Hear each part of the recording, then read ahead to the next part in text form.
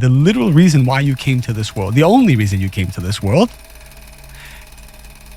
you will fulfill your soul's correction. Have you ever looked around and quietly asked yourself, why this life? Why this body, this family, this time in history? Why these specific joys and trials that feel so tailored to you, almost like a script written with your name on it?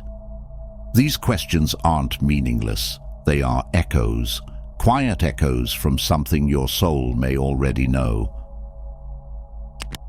The whisper before birth. Before we took our first breath here, before we learned a name or language, there was a moment of stillness. In that space, beyond time, beyond body, your soul existed in complete awareness. It wasn't confused. It wasn't in pain. It wasn't even eager. It was simply present, whole, and fully aware of what was to come. From Tibetan Buddhism to ancient Vedic philosophy, it is believed that the soul exists in cycles. Life is not a single event, but part of a vast journey that stretches far beyond what we call birth and death. The soul is seen as timeless, while human life is a temporary garment it wears. And before putting on that garment, it chooses intentionally. This choice isn't random. It's not like spinning a wheel and hoping for the best.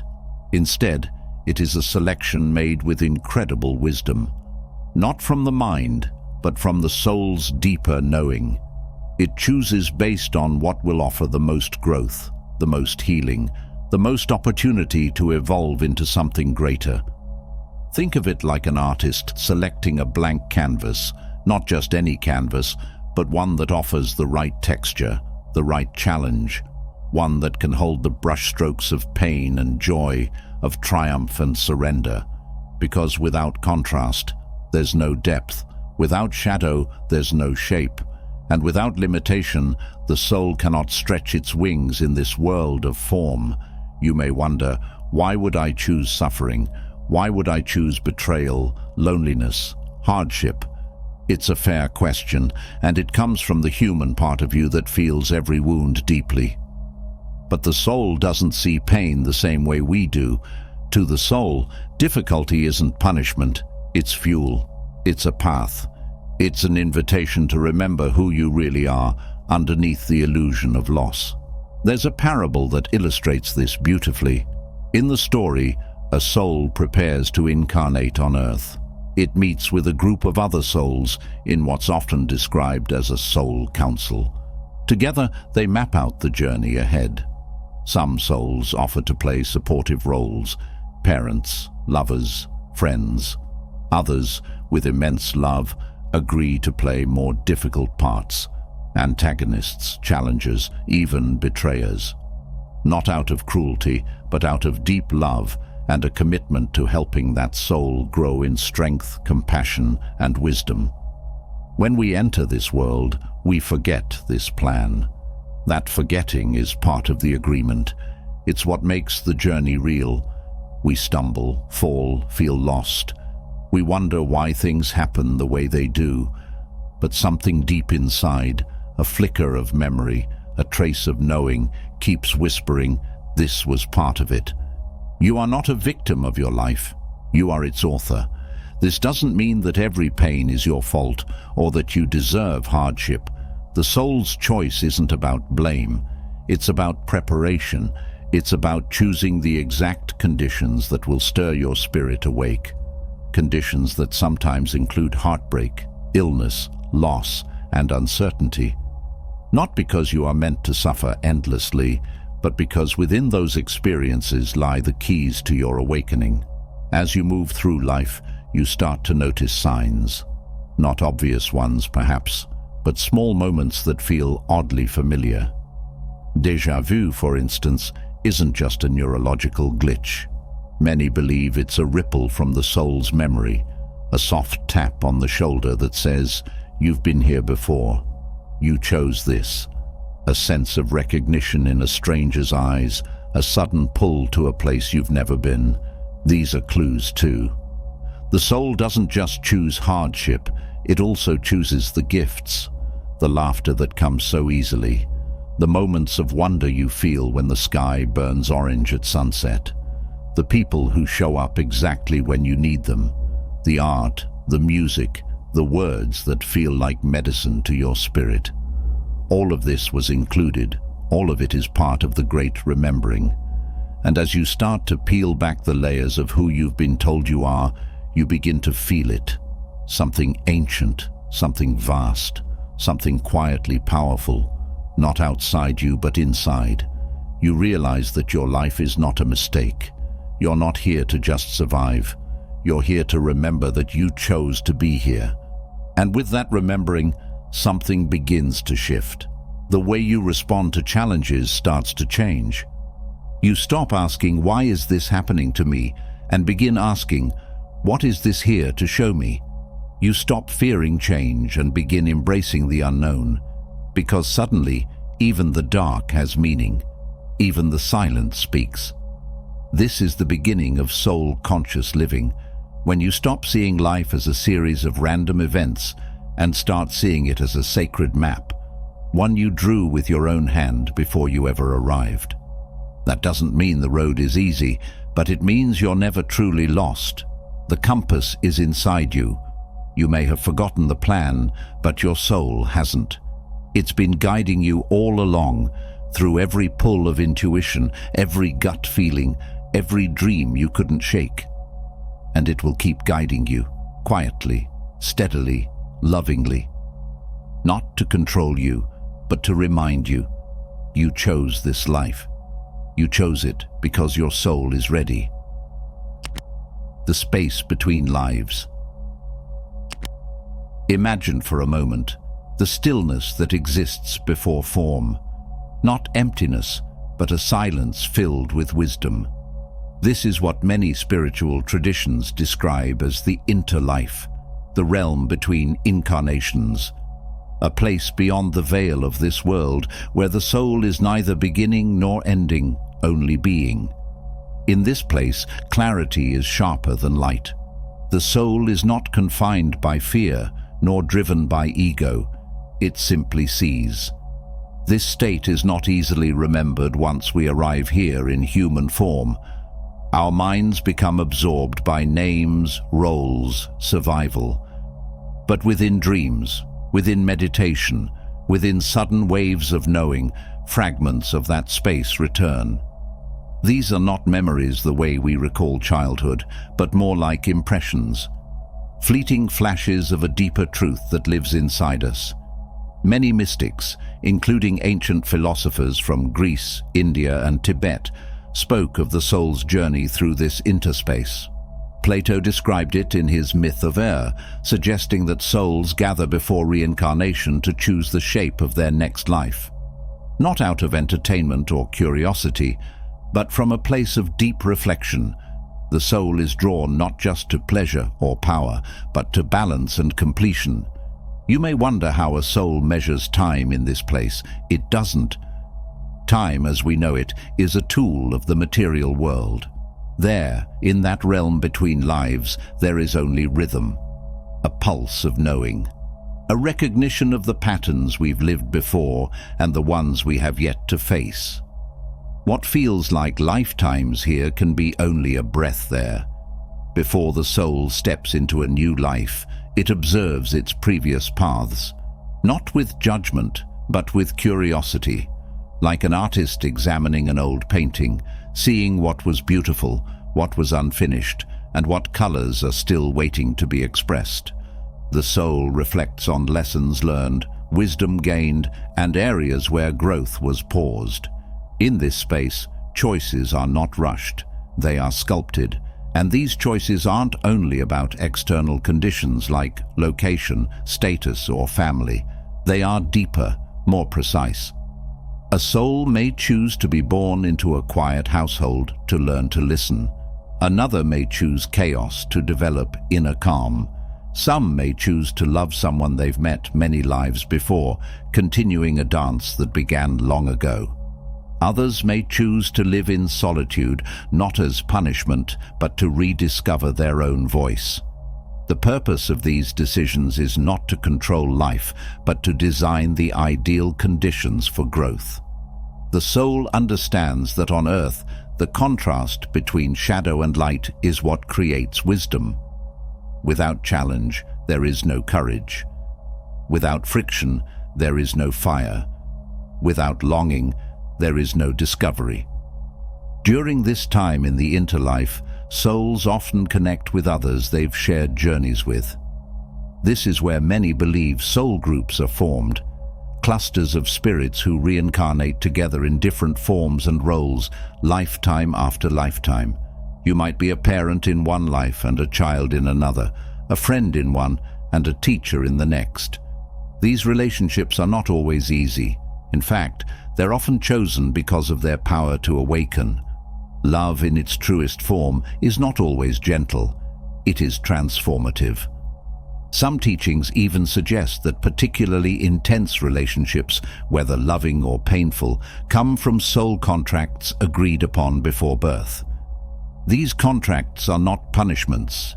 They are mirrors, designed to reveal the parts of ourselves we cannot see alone.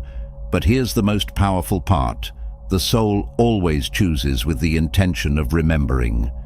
Even when it knows that forgetfulness is part of the process, it understands that the human self will feel lost at times, that it may resist, that it may fear. But deep within the core of every soul is the intention to return, to wake up inside the life it chose and begin living it from a place of truth. This is why certain events in life feel oddly personal, as though scripted just for you. It's not coincidence, it's resonance. The soul responds to experiences it designed for itself, not to trap, but to stir, not to harm, but to awaken. When we experience repeated themes, whether it's abandonment, rejection, the need for approval, or the longing to be seen, it's often because the soul is working through an old lesson, not to repeat it, but to complete it, to close a loop that began long before this body was born. And while the human part of us resists discomfort, the soul sees it differently. What we call problems, the soul often sees as passages. These are thresholds, not meant to be avoided, but crossed. Not because you must suffer, but because you must see. The soul longs not just to be free, but to be conscious of its freedom, even in limitation. The next time you feel pulled by something you can't explain, a place, a person, a vision, pause, listen. That pull is often the sound of your soul remembering something it once knew. Perhaps it's a lesson still unfolding, or a choice you made in a moment beyond time when you saw clearly what this life could become. We don't always recognize the wisdom that led us here, but we can learn to trust it. And when we do, life begins to feel less like something that happens to us and more like something that is unfolding through us. In this way, even our struggles start to feel sacred, not because they're easy, but because they're meaningful. And in a world that constantly distracts us from our inner voice, that quiet meaning is everything. Lessons hidden in the details. There is a quiet intelligence that shapes the details of our lives. It's not found in loud announcements or grand signs. It whispers in the background, within the way certain people enter our lives, the places we feel drawn to, the things that hurt more than they should. All of these, when seen from a higher view, are part of a deeper blueprint. Each experience, even the ones that seem meaningless or random, holds a kind of message. When you begin to notice the patterns, especially the ones that repeat, you're not just observing events, you're witnessing the unfolding of a personal curriculum. This curriculum wasn't assigned by someone else. It wasn't imposed. It was chosen by your own soul in a moment of clarity long before this lifetime began. Often we search for meaning in the large turning points of life: birth, love, loss, death. But the soul's growth is often hidden in the details, the conversations that stay with you for years, the silence of a parent who couldn't express love, the time you stood up for yourself when it felt terrifying. These are not just memories, they are markers. They show where your soul has stretched, where it has spoken, and where it still wants to be heard. Philosophers like Seneca and Marcus Aurelius spoke about the idea of a guiding spirit or divine order that lives within each person. They believed that peace comes not from changing the world around you, but from aligning yourself with the part of you that already understands your path. That deep self is not confused, it's just quiet. And in moments of stillness, it begins to speak. This is where presence becomes more than just awareness. It becomes a tool. When you live with presence, you're no longer just reacting, you're listening. You begin to pick up on the soft, invisible threads connecting one experience to the next. What seemed like accidents begin to feel like echoes. The pain that once felt unfair begins to carry purpose. There is a difference between reacting and remembering. Reacting comes from the surface. It's fast, emotional, automatic. But remembering comes from depth.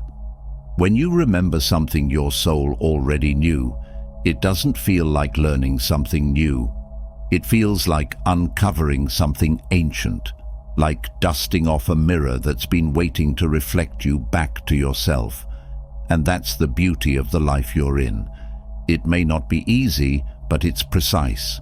It was chosen not to punish you, but to remind you. In every relationship, in every challenge, there is a mirror. Some mirrors reflect your wounds. Others reflect your strength. Some hold up the person you pretend to be. Others show you who you truly are, beneath the masks, beyond the fears. When you begin to live from this understanding, your choices change. You stop chasing what looks good from the outside. You begin to seek what feels true. You're no longer afraid to let go of what no longer fits, because you trust that your soul knows what's next. You recognize that clinging to what was comfortable often delays what was meant to transform you. This shift doesn't happen all at once. It unfolds over time, often through small acts of courage. Telling the truth when it would be easier to lie. Setting a boundary when you used to shrink. Walking away from something that once defined you. These decisions may seem small from the outside, but they cause a ripple inside. With each one, you step closer to the life your soul envisioned. The choices your soul made before this life weren't about perfection. They were about potential. They were designed to place you in situations where your light could grow through experience, not in spite of it. This is why some of the most awakened people have also lived through the deepest pain. Not because pain is a virtue, but because it often opens the door to truth. When we ask why we were born into specific situations, family, culture, body, it's not just a philosophical question, it's a spiritual doorway. The way you answer that question can shape your entire experience. If you see your life as a mistake, you will constantly resist it. But if you begin to see it as a message, you start to listen more closely, and what you hear will change you. Your soul knew that forgetting would be part of the deal, but it also knew that remembering was possible, and that the path back to remembering wouldn't come from outside validation. It would come from inner alignment, from recognizing that the clues are everywhere, especially in the places you've been avoiding. There are no wasted experiences, no meaningless encounters. Every part of your story, especially the hard parts, contains an invitation, not to escape, but to embody, not to become someone else, but to become fully yourself. And that self has been waiting for you to remember who chose this life and why. The people you meet are mirrors. There's something deeply mysterious about the people who show up in our lives. Some arrive softly, like old friends we've never met before. Others crash in like storms, disrupting everything and forcing us to grow in directions we never expected. But none of it is random. The people who enter our orbit are not just passing figures. They are reflections, mirrors of who we are, who we were, and who we're becoming.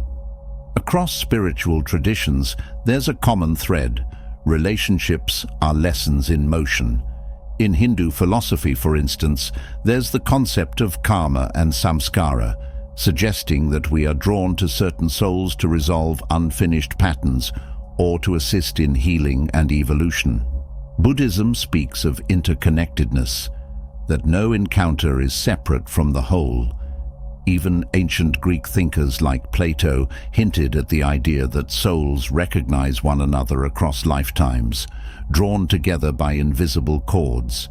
What this means in everyday life is that your connection with others is not always meant to be comfortable. Some people reflect your hidden wounds, and just by being around them, you're forced to face what you've buried. Others reflect your deepest strength, awakening courage or creativity you didn't know you had.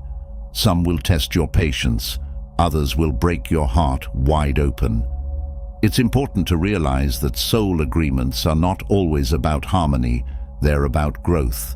That friend who betrayed you, the partner who challenged you, the stranger who showed you unexpected kindness, all may have played a part in your soul's unfolding, not because they were perfect, but because they were necessary. They stirred something in you that needed to wake up. Sometimes these people stay for years. Other times, they only walk beside you for a brief moment. But the length of the relationship doesn't determine its importance. Some of the deepest awakenings come from the briefest encounters.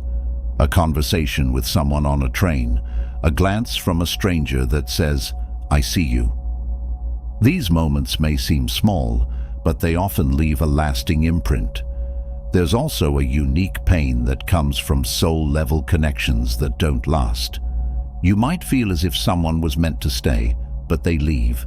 This can feel like abandonment or loss, but in many cases their purpose wasn't to walk the whole journey with you.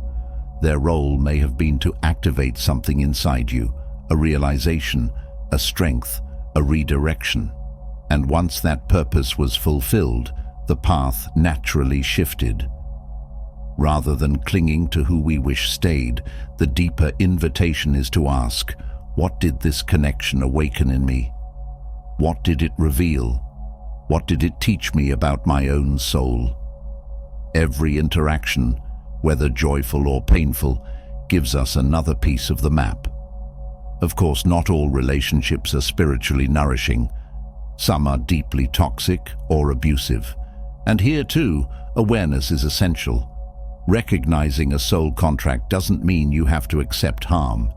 In fact, part of your growth may be learning how to walk away, to reclaim your power, or to break a generational pattern. Your evolution isn't just about enduring, it's about remembering your worth. When you begin to see others as mirrors, something subtle shifts. Judgment softens. You stop taking everything so personally. You see the roles people play in your life, not just as individuals, but as parts of a larger play, each with a specific role to move the story forward. You begin to ask, what is this person showing me about myself? Sometimes the answer is beautiful. You see how you're capable of deep compassion, how you can love beyond reason. Other times, the answer stings. You see your jealousy, your defensiveness, your fear of being seen. But both are valuable. One shows you your light, the other shows you where light still needs to enter. As this awareness deepens, your relationships take on new meaning. You no longer crave superficial validation or approval. You become more selective, not from pride, but from alignment. You know when a connection is nourishing your growth or draining your energy, and you begin to choose from a place of self-honoring, not self-sacrifice. This doesn't make you distant. In fact, it makes you more present, more awake, more able to love others without losing yourself in the process. You start showing up as your whole self, and in doing so, you give others permission to do the same. Even conflict changes. Instead of seeing it as a failure, you begin to recognize it as a crossroads, a moment to heal or to part. a space where truth can either rise or retreat, and whichever path you choose, you do so with intention, not reactivity. You may never fully understand the depth of every soul agreement in this lifetime. Some connections will remain a mystery. But even in the unknown, you can trust that your path is not random. The people who challenge you, the ones who uplift you, and even those who break your heart, they are part of a story much bigger than you realize. And perhaps the most profound mirror of all is the one you hold up to yourself. The way you respond to others, the way you choose to forgive or hold on, the way you return to love again and again. That is where your soul's true work unfolds. The lessons hidden in time. Have you ever felt like certain moments in your life carry more weight than others? As if time itself pauses to allow something sacred to unfold? These are not random. They are markers placed along the path of your soul's journey. Lessons disguised as experiences, hidden in the fabric of ordinary days.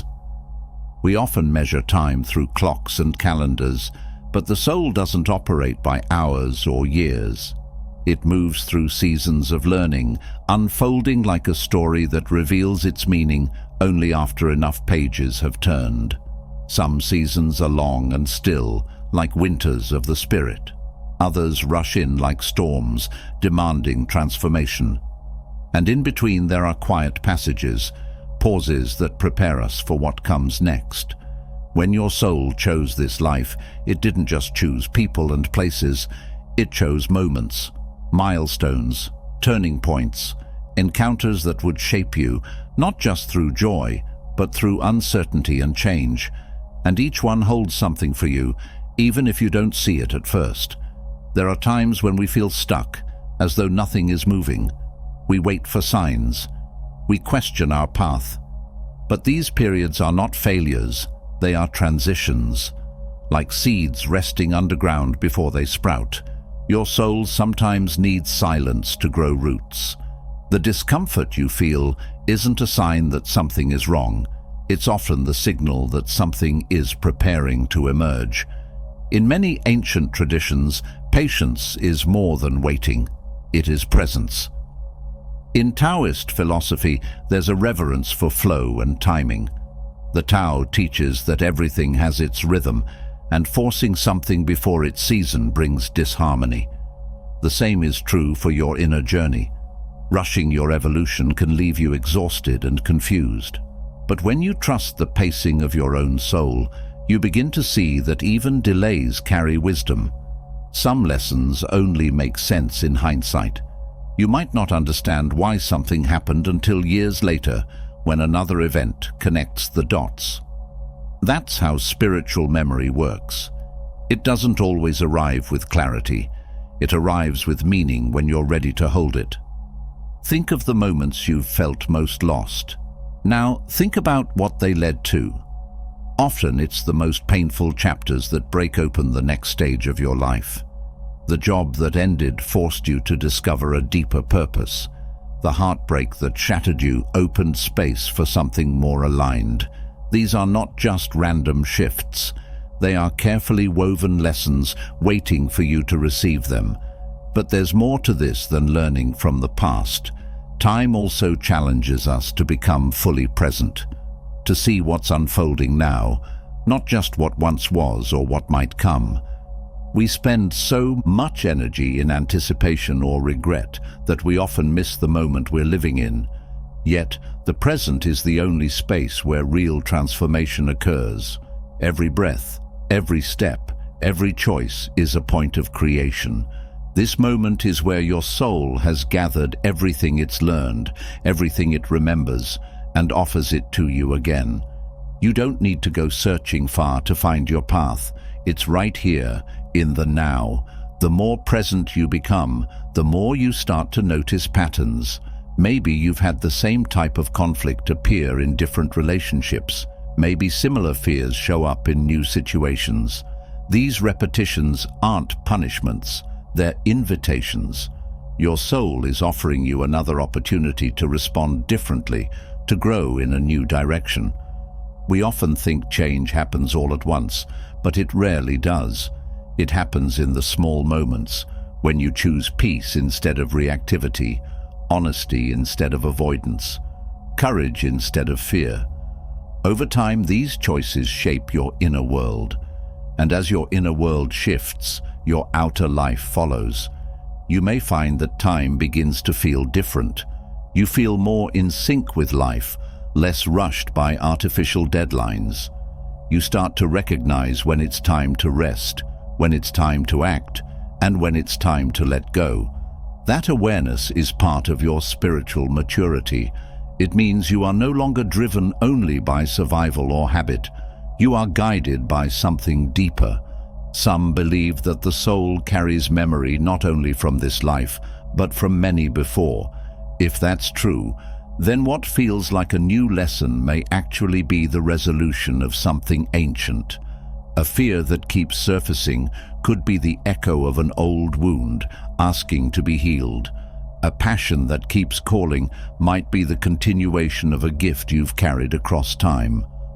Whether or not you believe in reincarnation, the soul undoubtedly carries wisdom that stretches beyond one lifetime. It knows things you haven't learned yet. It remembers paths you haven't walked in this body, and it continues to shape your journey in ways that the logical mind cannot fully grasp. So what do you do with this awareness? You stop fighting time. You stop racing to be somewhere else. You meet each moment as a messenger. You ask what it's here to show you, and you trust that even when you don't understand what's happening, your soul does. Time is not your enemy. It is your companion. It holds the map of your becoming, and as you walk forward, step by step, you begin to sense that every moment you live, no matter how ordinary, is part of something vast and beautiful. The power hidden in the people you meet. Not everything about your life was chosen by chance. Some of the people you've met, those who inspired you, hurt you, challenged you, or loved you, were not coincidences. They were crossings your soul prepared for long before your first breath. And understanding this can change how you move through the world. Have you ever met someone who felt strangely familiar, even though you just met them? Or maybe you felt an instant connection, or just as intensely, an instant resistance. These moments are worth paying attention to. In many spiritual traditions, these are seen as signs of prior soul agreements. Not contracts in a legal sense, but deep, energetic bonds formed in the spiritual realm to help each other grow. Before coming into this life, your soul likely chose certain key relationships, not just for love and comfort, but for transformation. Some people enter our lives to awaken something dormant. Others appear to reflect what we can't yet see in ourselves. Sometimes these reflections are beautiful. Sometimes they're uncomfortable. Either way, they help us expand. In the Buddhist concept of karmic relationships, souls cross paths to complete unfinished emotional work or to clear energetic patterns from previous lives. Whether or not you believe in karma, think about the role certain people have played in your growth. That friend who pushed you to be braver, the partner who forced you to examine your own shadows, the teacher who opened your mind. These weren't just background characters, they were catalysts. Even those who hurt you may have unknowingly played a role in shaping your inner strength. This doesn't excuse harmful behavior, nor should it stop you from creating boundaries. But on a spiritual level, your soul may have agreed to encounter challenge as a way to remember your power. One of the hardest lessons to accept is that not all important connections are meant to last. Some people are meant to walk with you only part of the way, and when they leave, it can feel like something sacred has been lost. But what if their purpose was never to stay, but simply to open a door within you? What if their exit is the space that allows something even deeper to grow? We often think of love in terms of permanence, but real spiritual love isn't always about holding on. It's about recognizing the purpose of the connection and being grateful for what it revealed. Some souls love you by showing you your worth through pain. Others show you how to love without needing to be needed. Every connection, whether brief or long, has something to teach you. In the Sufi tradition, there's a teaching that every person you meet is a mirror reflecting some part of the divine. This means that even in conflict or confusion, there is a chance to see something sacred. You are not only learning from others, you are remembering something your soul already knows through them. And just as others are placed on your path for growth, you are placed on theirs. You may be someone else's awakening. You may offer a truth they didn't know they were ready for. You may simply hold space for someone to heal in your presence. This too is part of your purpose. Often we look at our lives and try to understand where we're going. But your relationships, past, present, and future, are not just markers of time. They are signs of your soul's progress. With each meaningful connection, something in you evolves. What you once feared, you begin to face. What you once avoided, you start to embrace. What once broke you begins to shape you. And as you continue to walk your path, you'll see that the more you grow, the more your relationships reflect that change. Old patterns fall away, new energies enter. The people you attract start to align more with who you're becoming rather than who you were. This isn't accidental, it's alignment, and it confirms what your soul has always known, that the heart's path is not separate from the spiritual path. In fact, it is the bridge between the two. So if you find yourself holding on to pain from the past, release the need to understand it logically. Instead, ask, what did I learn? Who did I become because of it? Sometimes the gift is not in the experience itself, but in the strength it awakened. Not every connection is meant to last forever, but everyone has the power to shape your forever. Your soul, in its wisdom, chose these meetings, and even now, it continues to guide you toward those whose energy will help you unfold the next layer of who you truly are. Why you chose to forget. Have you ever wondered why, if the soul truly planned this life, you were born without the memory of it? Why choose a path so intricate, so full of meaning, only to forget the very reason you began walking it? This question sits at the heart of nearly every spiritual tradition, and the answer is not hidden in mystery, it's hidden in purpose. Forgetting isn't a flaw of the human experience. It is the very doorway through which growth becomes real. Imagine being born with a full memory of every lesson you've ever learned, every connection you've ever made, and every truth you've already uncovered. There would be no search, no struggle, no discovery.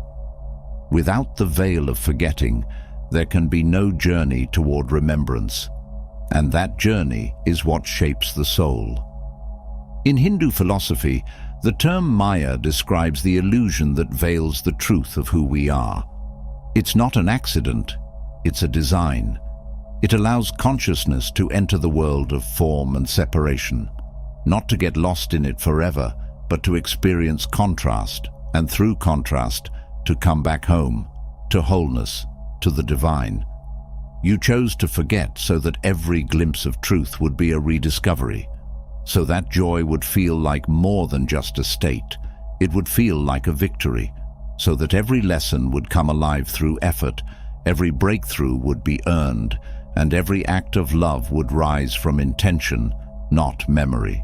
And even more importantly, you chose to forget so that you could remember in your own way.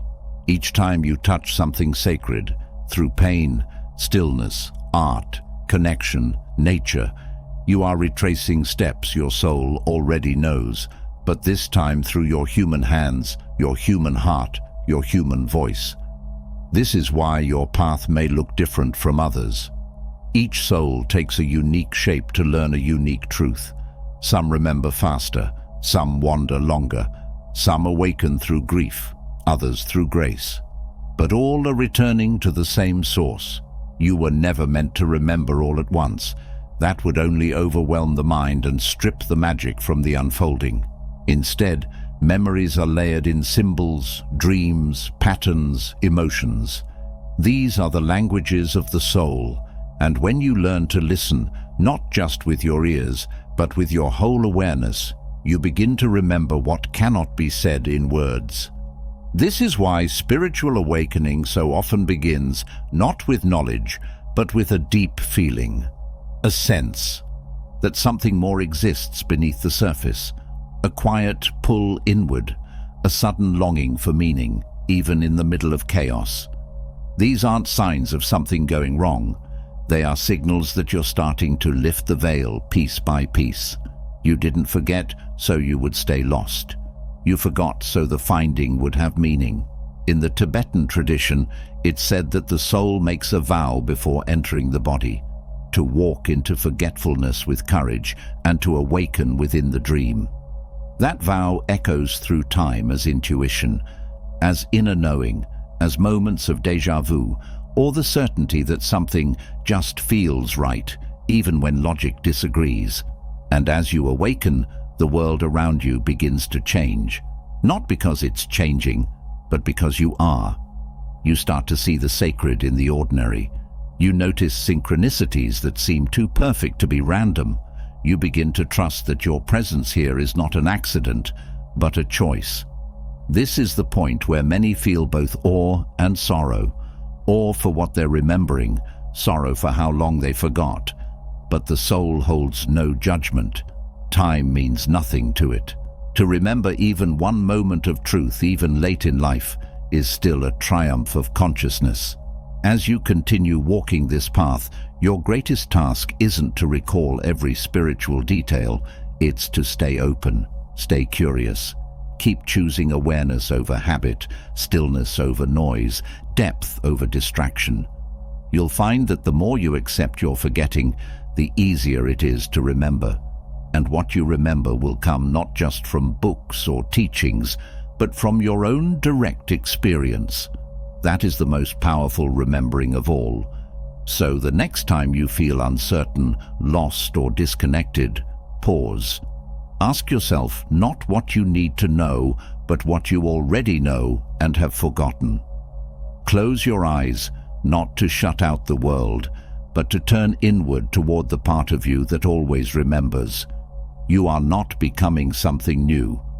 You are returning to something ancient, something sacred, something yours. And perhaps this was the greatest choice your soul ever made, to forget in order to find yourself again. I hope you enjoyed this video. If you did, feel free to subscribe to the channel. Thanks for watching.